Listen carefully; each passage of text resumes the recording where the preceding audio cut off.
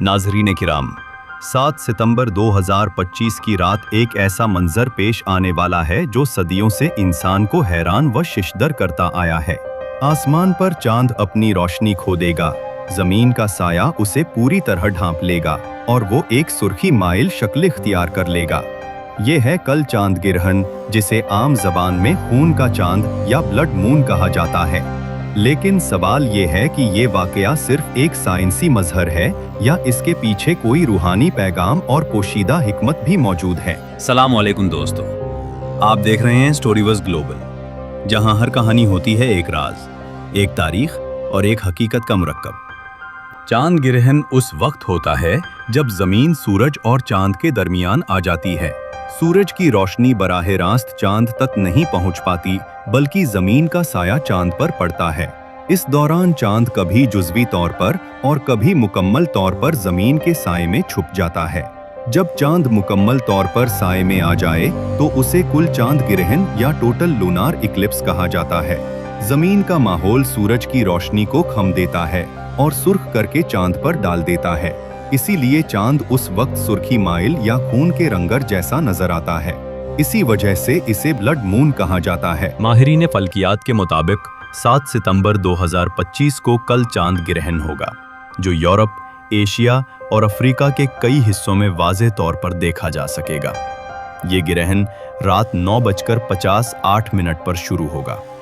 अपने उरूज पर यह रात 11:44 पर पहुंचेगा और रात 1:27 8 सितंबर को मुकम्मल तौर पर ख़त्म होगा। इस ग्रहण का कुल दौरानिया तकरीबन 3 घंटे 28 मिनट होगा।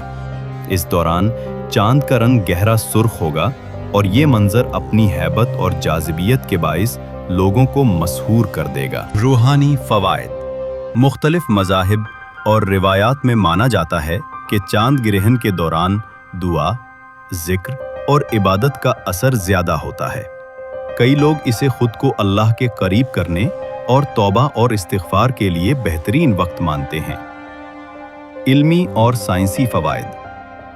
फल्कियात के तलबा और माहिरीन के लिए ये लम्हा एक अमली तजर्बागाह की तरह होता है, जहां वो ज़मीन, सूरज और चांद के ताल्लुक़ को बराह रास्त समझ सकते हैं। ये नई दरियाफ्तों और सीखने का एक मौका फराहम करता है। कुदरती हुस्न और इबरत।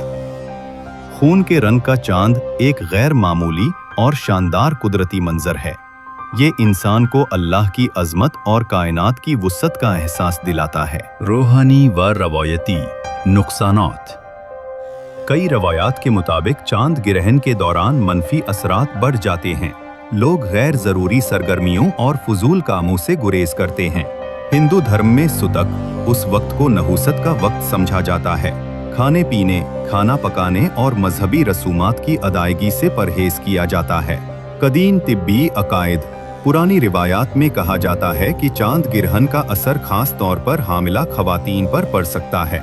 अगरचे साइंस इस बात को तस्लीम नहीं करती, लेकिन लोग फिर भी एहतियात बरतना बेहतर समझते हैं। गिरहन के दौरान ज्यादातर लोग खाना पीना तर्क कर देते हैं।